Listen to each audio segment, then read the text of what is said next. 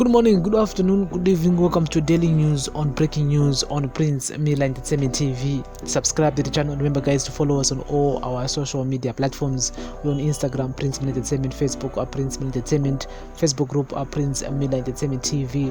Welcome to another edition of our daily news on breaking news on Prince Mila Entertainment TV.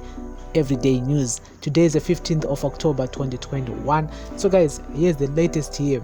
And the MDC Alliance yesterday claimed that ZANU-PF supporters mounted a roadblock in Kutu, kidnapped and beat up some opposition supporters at their meeting with party leader Nelson Chamisa, who is on a wild tour of Masvingo province. Chamisa's tour has been marred by violence, with ZANU-PF supporters blocking and attacking his entourage, protesting against what they claim was his support for the Western imposed sanctions on Zimbabwe. The kidnapping and torture claims by Chamisa's party came at a time when civic organizations, the United Kingdom and the US condemned political violence in the country. This followed claims yesterday that at least 6 MDC Alliance members were kidnapped on their way from the meeting. 6 MDC Alliance members have been kidnapped and beaten on their way back from a meeting being addressed by Chamisa. The party said in a statement they were attacked at Kutu garage in Pandawana. This was at an illegal roadblock manned by ZANU-PF youths. Police were present watching the attack. The MDC Alliance also claimed that one of its councillors in Masvingo had his vehicle stoned in Kutu, and 3 people he was traveling with went missing after clashes at the illegal ZANU-PF manned roadblock. ZANU-PF acting spokesperson Mike Bima said he was not aware of the incident. I'm in Victoria Falls as I speak. I have not heard of that. I was busy with the Zimbabwe National Chamber of Commerce meeting, Bima said. Political tension in the country has caught the attention of the international community, with the US and UK senators voicing their concern. US Senator and member of the Senate Foreign Relations Committee, Jim Risch, said President Emmerson Mnangagwa's administration should take concrete steps to respect human rights. The US warned that continuous attacks on citizens and opposition were some of the main reasons sanctions would remain in force. Political violence by ZANU-PF against the opposition is unacceptable. There must be accountability. The Zimbabwe Democracy and Economic Recovery Act required Zimbabwe's government to take concrete, tangible steps towards good governance, including respect for opposition, rule of law, and human rights, Risch said. British Labour Democratic Party, the House of Lords, Jonathan Oates, said the latest developments in Zimbabwe were worrying, deeply worried to hear of the attack on opposition leader Nelson Chamisa's convoy. Important that ZANU-PF and Mnangagwa condemned such violence unreservedly, and that police bring perpetrators to book. Political violence should be condemned, Oates said.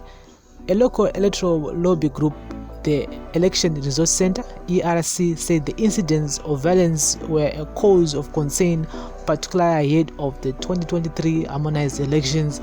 We deplored the incidents of violence at the ZANU-PF Provincial Coordinating Committee meeting in Mutare and the attacks of the MDC Alliance convoy, which includes stoning cars, barricading roads with burning logs, and assaulting members of the MDC Alliance, and are certain that most Zimbabweans would wish to disassociate themselves from such acts, the ERC said yesterday.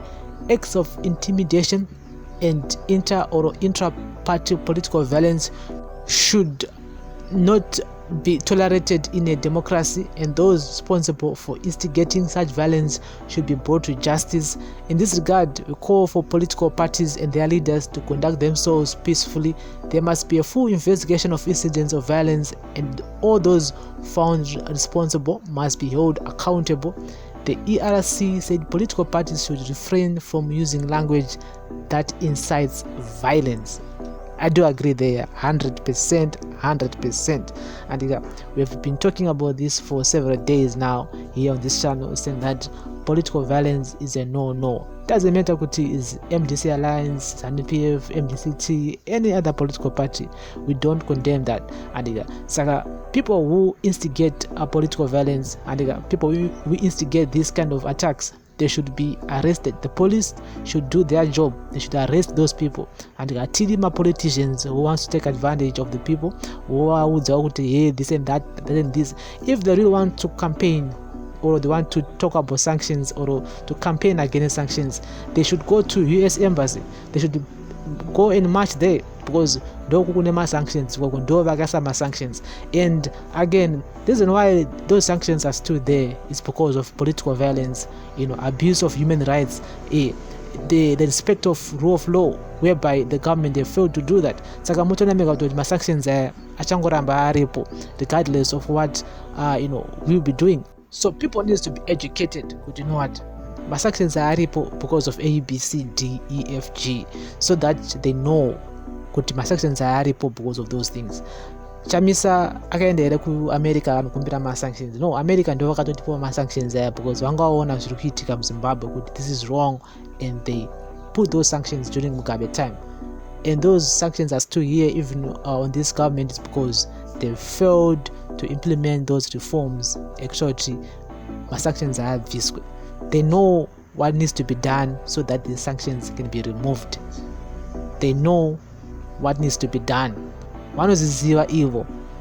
All those politicians, they know kuti takata A, B, C, D, E, F, G, sanctions are ambopereka na mwenzi anenge abviswa. So chonetsa nchakuti they don't want to do that. Why? And they want the sanctions to be removed, and they always do everything backwards. That's why we are in this situation. That's why we are still talking about them, because instead of removing them, they keep on doing the same thing over and over again. So we're in 2021. We don't expect people to be fighting, beating each other up, political intimidation. We don't expect that. Even if ingawa iri intra-party violence, we don't condemn that.